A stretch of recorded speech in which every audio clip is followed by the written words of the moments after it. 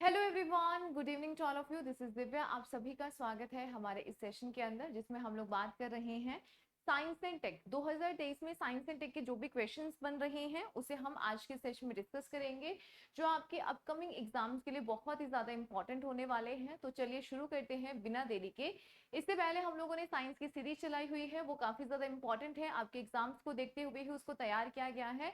सो आप उसे जरूर ज्वाइन कीजिए। अगर आप हमसे पहली बार जुड़ रहे हैं तो चैनल को सब्सक्राइब कर लीजिएगा और बेल आइकन को प्रेस कर दीजिएगा ताकि जब भी मेरे सेशंस आए तो आपको नोटिफिकेशन मिल जाए। और साथ ही में क्लासेस को कंटिन्यू मतलब देखते रहिए और ये आपको आपके एग्जाम में बहुत ज्यादा हेल्प करने वाली है। तो चलिए देखते हैं यहाँ पर पहला प्रश्न। भारत के किस सुपर कंप्यूटर को शीर्ष 500 वैश्विक सुपर कंप्यूटर की सूची में 75वें स्थान पर रखा गया है? तो यहाँ पर ना आपका राइट आंसर होगा, यहाँ पे आपका राइट आंसर होगा एरावत। ठीक है, यहाँ पे ये काफी इंपॉर्टेंट न्यूज बनी थी। हालांकि 2023 तक अब तक यहाँ पे साइंस एंड टेक के जो भी क्वेश्चंस बने हैं उसे हम आज के सेशन में कवर कर रहे हैं। और सुपर कंप्यूटर को तो आप जानते होंगे कि ये जो ये जो मतलब जो भी गणनाएं हैं वो बहुत तेजी से करता है, यानी कि कितना भी कॉम्प्लेक्स कोई भी कैलकुलेशन करना हो ये बहुत ही कम समय के अंदर कर देता है। तो इसीलिए क्या है, सुपर कंप्यूटर बहुत बड़े बड़े साइज में ये होते हैं। और एरावत को हमने 75 नंबर पर रखा है। ठीक है, मतलब जो वैश्विक सुपर कंप्यूटर है इसमें इसको 75th रैंक दी गई है। नेक्स्ट देखिए, तो ये है एरावत सुपर कंप्यूटर। सीडेक जो पुणे की कंपनी है उसके द्वारा एआई सुपर कंप्यूटर एरावत को शीर्ष 500 वैश्विक सुपर कंप्यूटिंग सूची में 75वें स्थान पे रखा गया है। ठीक है, जर्मनी में आयोजित किया गया था एक अंतरराष्ट्रीय सुपर कंप्यूटिंग सम्मेलन, उसी के तहत ही इसको ये स्थान दिया गया। ठीक है, तो ये थोड़ा सा ध्यान रखिएगा। नेक्स्ट देखो, भारत में पहली बार किस हाईकोर्ट ने क्रिमिनल केस में चैट जीपीटी का इस्तेमाल किया है? चैट जीपीटी क्या है आप बहुत अच्छे से जानते हैं। ओपन एआई और माइक्रोसॉफ्ट के जरिए दोनों के द्वारा इसको बनाया गया है चैट जीपीटी। और ये चैट बॉक्स है, यानी कि आप अपने कोई भी क्वेश्चन है तो ये आपको उसके आंसर्स कर देता है, मतलब आप कुछ भी इससे पूछ सकते हैं। तो यहाँ पे पहली बार ऐसा हुआ है कि पंजाब और जो हरियाणा हाई कोर्ट है इसने अपने यहाँ पर जो क्रिमिनल केसेस हैं उसके अंदर चैट जीपीटी का यहाँ पे सहारा लिया। ठीक है, मतलब निर्णय यहाँ पे इसका इस्तेमाल करके दिया।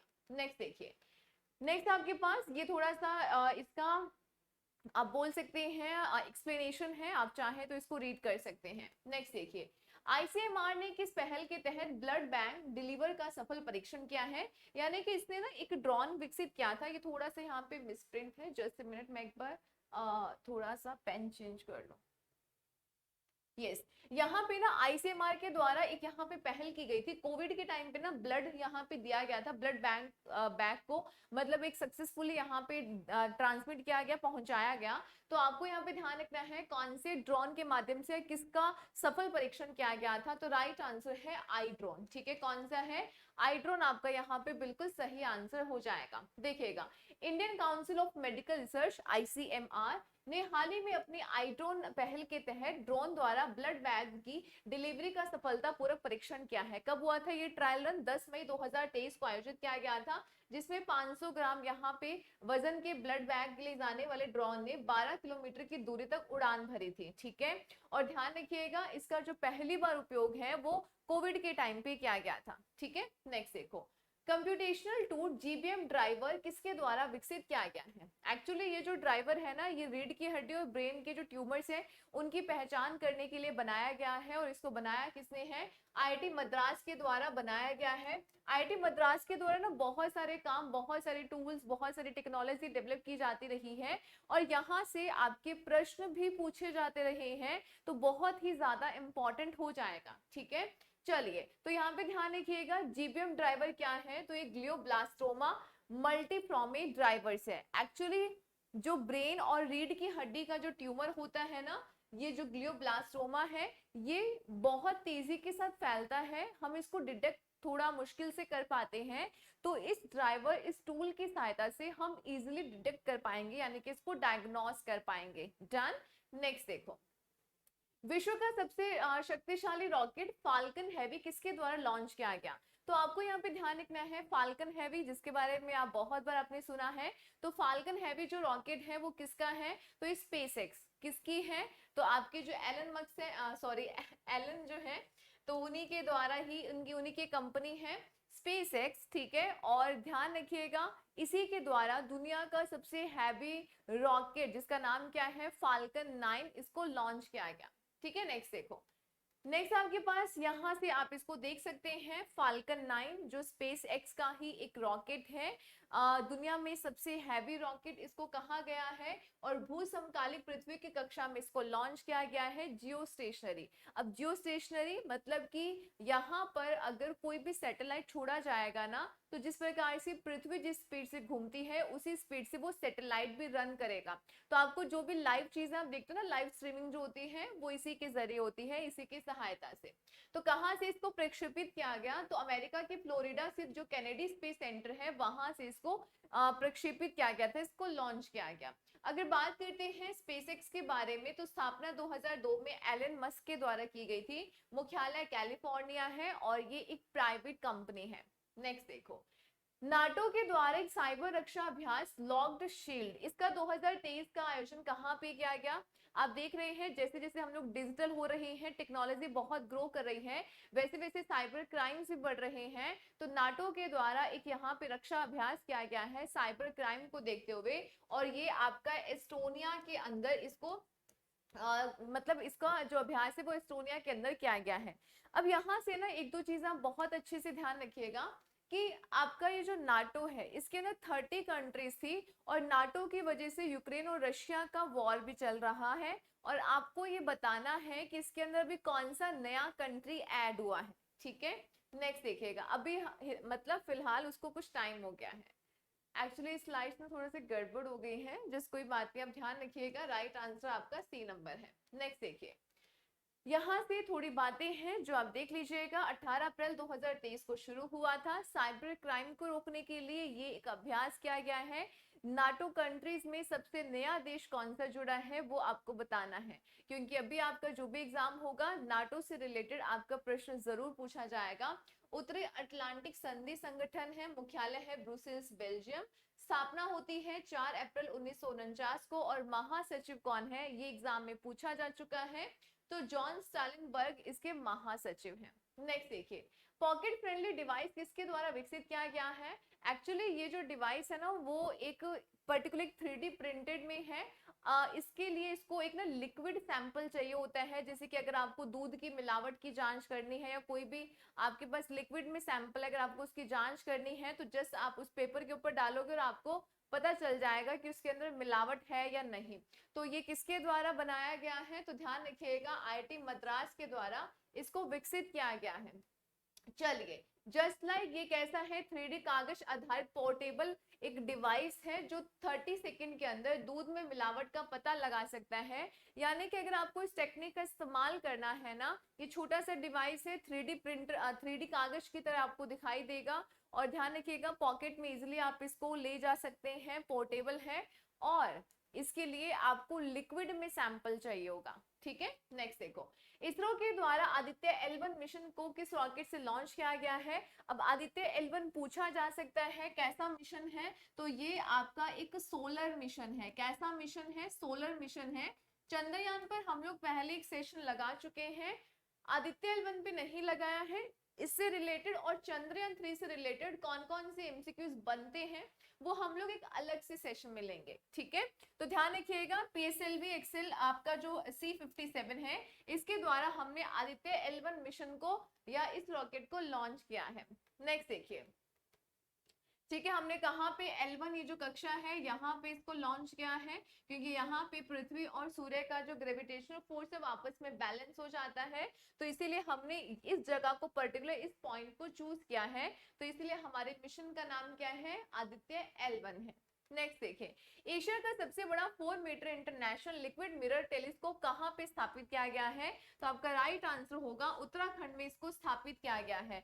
तो इस प्रकार का ये आपका लिक्विड है, हमें खगोलदर्शी या जो भी है स्पेस से रिलेटेड काफी सारी चीजें जानने को मिलेंगी, इसीलिए हमने इसको यहाँ पर स्थापित किया है। नेक्स्ट देखिए, तो ये कुछ इसकी एक्सप्लेनेशंस है, आप इसको देख सकते हैं। अपनी स्वयं की इंटरनेट सेवा वाला देश का पहला राज्य कौन सा बन गया है, तो ध्यान रखिएगा केरला बन गया है। केरला ने अपने यहाँ पे खुद का इंटरनेट सेवा जो है वो स्टार्ट कर दी है, जिसका नाम है के फोन, ठीक है। के फोन का मतलब क्या है? Kerala fibre optic network limited. ये राज्य सरकार की पहल है जिसका उद्देश्य क्या है? जो भी डिजिटल डिफरेंस है उसको खत्म करना इसका मुख्य उद्देश्य है। पूछा जा सकता है केरल के अंदर कौन सा नेटवर्क है? तो के फोन, ठीक है। और के फोन का फुल फॉर्म भी आपको पता होना चाहिए। नेक्स्ट देखिए, निम्नलिखित में से कौन सा उपग्रह नासा और इसरो के द्वारा संयुक्त रूप से विकसित किया गया?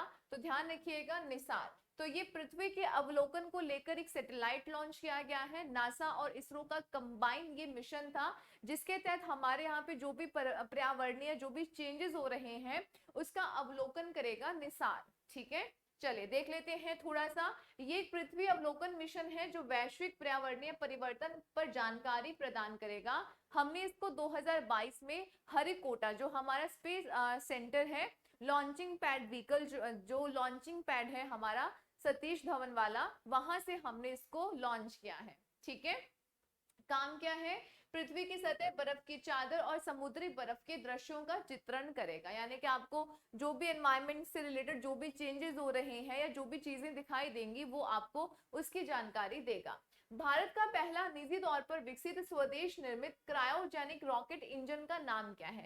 एक्चुअली क्रायोजेनिक के अंदर हम लोग क्या करते हैं, हम बहुत कम टेम्परेचर पे इस्तेमाल करते हैं, मतलब ईंधन जो है, और उस टेम्परेचर पे वो आपका ईंधन एक लिक्विड में काम करेगा, ठीक है। मतलब क्रायोजेनिक क्या है? बहुत बहुत ज्यादा कम टेम्परेचर पे, ठीक है। तो धवन फर्स्ट, तो हमारे जो सतीश धवन है उन्हीं को ही एक श्रद्धांजलि देने के लिए हमने इसका नाम क्या रखा है? धवन फर्स्ट रखा है। नेक्स्ट देखिएगा, तो इसका नाम भारतीय रॉकेट वैज्ञानिक सतीश धवन के सम्मान में रखा गया है। और ध्यान रखिएगा, इसमें ईंधन तरलीकृत प्राकृतिक गैस और तरल ऑक्सीजन होती है। ये पूछा जा सकता है आपका जो भी बड़ा एग्जाम है जैसे कि आरएस वगैरह है, उसके अंदर पर्टिकुलर पूछा जा सकता है कौन सा ईंधन यहाँ पे इस्तेमाल किया जा रहा है। और क्रायोजेनिक है, और क्रायोजेनिक क्या होता है? काफी लो टेम्परेचर, निम्न तापमान को ही हम लोग क्रायोजेनिक के नाम से भी जानते हैं। नेक्स्ट देखिए, जैविक कचरे से संचालित ईवी चार्जिंग स्टेशन चलाने वाला पहला भारतीय शहर कौन सा बन गया है? यानी कि एक ऐसी जगह जहां पर कोई भी बायोलॉजिकल वेस्ट अगर जनरेट होता है तो उससे क्या किया जाएगा? बिजली बनाई जाएगी और उससे आपकी जो गाड़ियां हैं वो चार्ज होंगी, यानी कि जो इलेक्ट्रॉनिक व्हीकल्स हैं वो उससे चार्ज होंगे। और ये शहर है मुंबई, ठीक है। राइट आंसर क्या होगा? मुंबई। नेक्स्ट देखो, यहां से ये सारी चीजें मैंने आपको बता दी हैं। नेक्स्ट देखिएगा, स्वदेशी नेविगेशन सिस्टम गगन, बहुत इंपॉर्टेंट है, इंपॉर्टेंट प्रश्न है।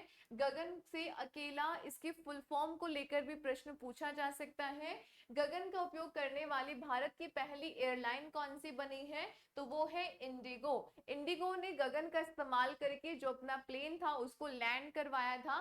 गगन का जो इस्तेमाल है ये एक आपका नेविगेशन से संबंधित प्रणाली है, और इसके तहत पर्टिकुलर प्लेन्स को एक तरीके से आप बोल सकते हैं कि नेविगेट किया जाता है। उसको बताया जाता है कि आपको कहाँ पे कितनी जगह है या कहाँ पे किस जगह पे आपको लैंड करना है, ठीक है। नेक्स्ट देखिएगा, चलिए आगे देखिएगा।